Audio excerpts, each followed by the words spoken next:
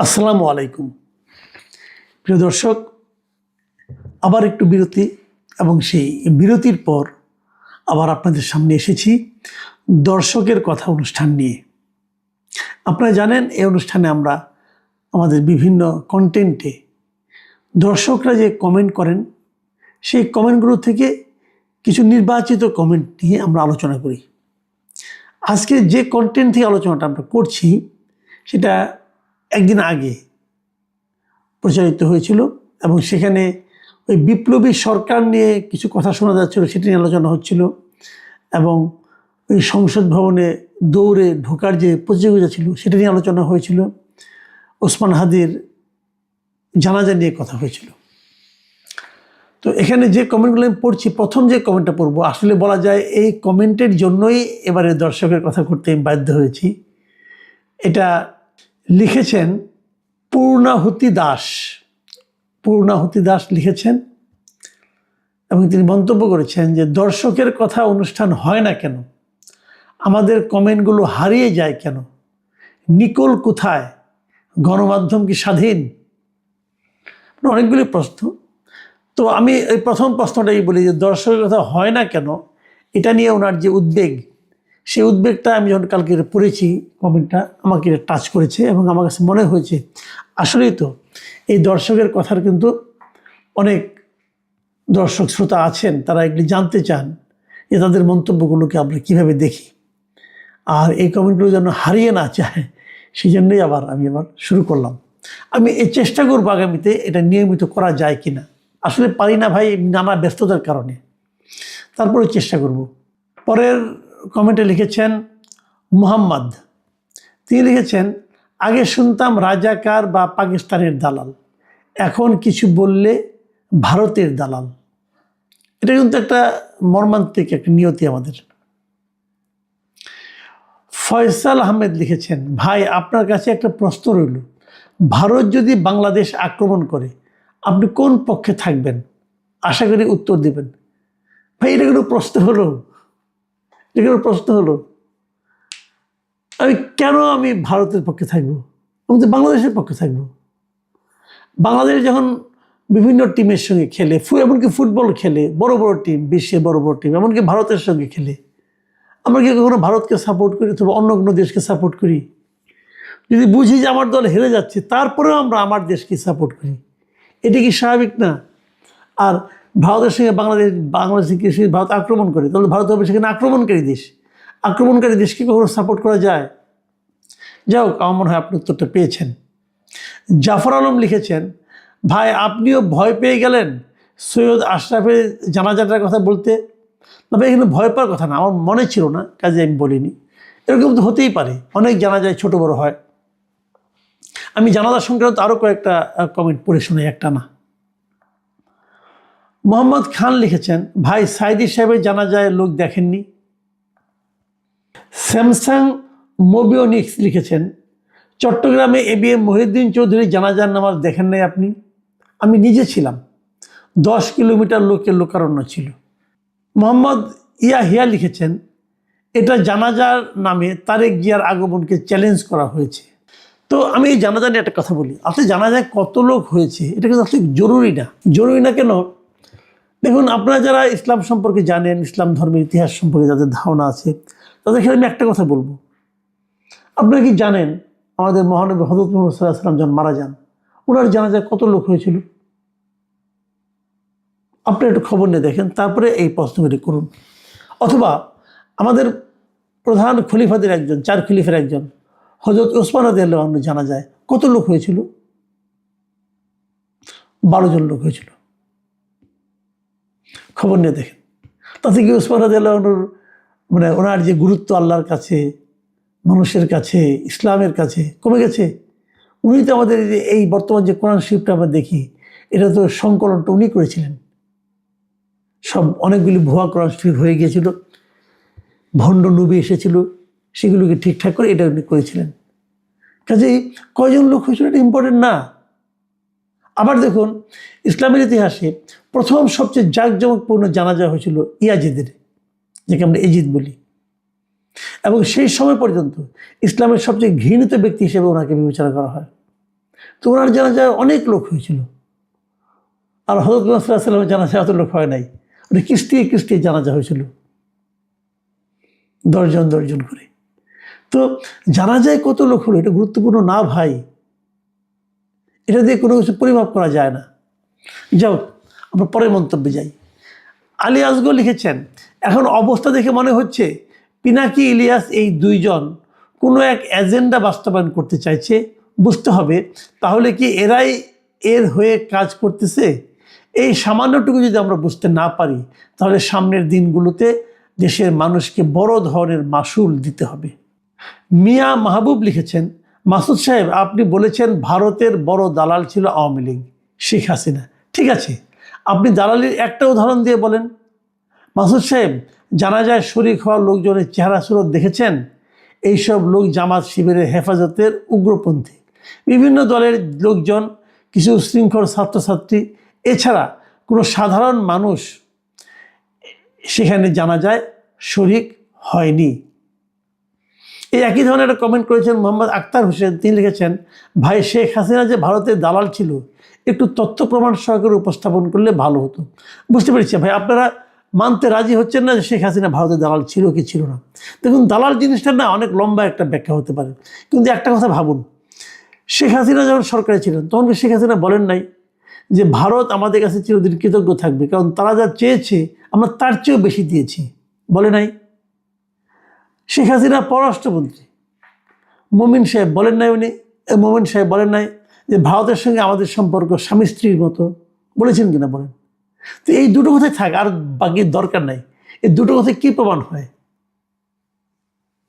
যাও, তবুও এটার অন্য অর্থ হতে পারে, সেটা আপনার বিবেচনা করে দেখবেন। আবু ফারহান লিখেছেন, আমার দেশকে কিভাবে বন্ধ করা হয়েছিল মনে আছে? দিগন্ত টিভি, ইসলামিক টিভি, চ্যানেল 1 কীভাবে সরকার বন্ধ করেছিল তা কি আপনার মনে আছে? কখনো কোনো কিছু বলেছেন এসব নিয়ে? একবার সেই সব কথাগুলো বলে পাপ মুক্ত হন। আবু ফারহান সাহেব, আমি আপনাকে একটা কথা বলি, আমার দেশ কীভাবে বন্ধ করা হয়েছিল আমি সব জানি। আমার দেশে একসময় আমি চাকরিও করতাম ভাই। আপনি মায়ের কাছে মামা বাড়ির গল্প বললে তো হবে না। আমি আমার দেশে একসময় দীর্ঘদিন প্রায় 3 বছর চাকরি করেছি। এগুলো কোনটা কিভাবে বন্ধ হয়েছে আমি সব জানি, এবং তারও চেয়ে বড় কথা, এইগুলো নিয়ে আমি কিছু বলেছি কিনা এটা আপনি জানেন না। আপনার আমি কী বলবো? এই প্রত্যেকটা বিষয় নিয়ে আমি কথা বলেছি। চ্যানেল 1 যেদিন বন্ধ হয় সেই দিনে এটা নিয়ে একটা আর্টিকেল লিখেছি, সেটা পত্রিকায় প্রকাশিত হয়েছে। কাজে আমার কথা হলো কি, কারোর সম্বন্ধে মন্তব্য করতে হলে না, প্লিজ একটু জানাশোনা করে নেন, একটু পড়াশোনা করে নেন। আমি জানি না আপনার বয়স কত, আমার তো দিন দিন অনেক বয়স হয়েছে, তাই না? এতদিনে আমি কোথায় কখন কি করেছি আপনি জানেন? আপনাদের জানেন না ভাই, একটু খবর নেন, দেখেন আমি বলেছি কিনা। ইসলামিক টিভি যখন বন্ধ হয় সে নিয়ে মন্তব্য করেছি। ইসলামিক টিভি কেন বন্ধ হলো, এটার মধ্যে কোনো খবরও বন্ধ হতো না, তাহলে এটা বন্ধ করতে হবে কেন? বলেছি আমি ভাই, এবং সেগুলি যে বলেছি তার ডকুমেন্টও আছে, আমি পত্রপত্রিকা লিখেছি এগুলো নিয়ে। যাও, আমি পরের কমেন্টটায় যাই। GM আলাউদ্দিন রাব্বি তিনি লিখেছেন বড় কমেন্ট, আমি একটু পড়ে শোনাই কেবল। আসসালামু আলাইকুম শ্রদ্ধা মাসুদ কামাল স্যার, আমি আপনার চ্যানেলে একজন নিয়মিত দর্শক। আপনার রাজনৈতিক বিশ্লেষণে আমি বর্তমান বাংলাদেশের প্রতিচ্ছবি দেখতে পাই, তবে আমার বেয়াদবি মাফ করবেন। আপনি বলছেন এই সরকার নন সিরিয়াস, আপনার এই বক্তব্যের সাথে আমি একমত নই। আমার দৃষ্টিকোণ থেকে ইনি একটি মতলবী সরকার। ইউনূস সরকার ক্ষমতা গ্রহণের পর থেকে আজ পর্যন্ত তার সকল কার্যক্রমে এটাই প্রমাণ করে বাংলাদেশ এবং বাঙালি জাতিকে তিনি কতটা ঘৃণা করেন। ইতিমধ্যে তিনি দেশ ও জাতির যে ক্ষতি করেছেন তা অপূরণীয়। আমার মনে হয় এই সরকার যে মিশন নিয়ে ক্ষমতা গ্রহণ করেছে তা এখনো সম্পন্ন হয়নি। সেই জন্য বিপ্লবী সরকার গঠনের জন্য নিজেই দেশে অস্থিতিশীল পরিবেশ তৈরি করেছে।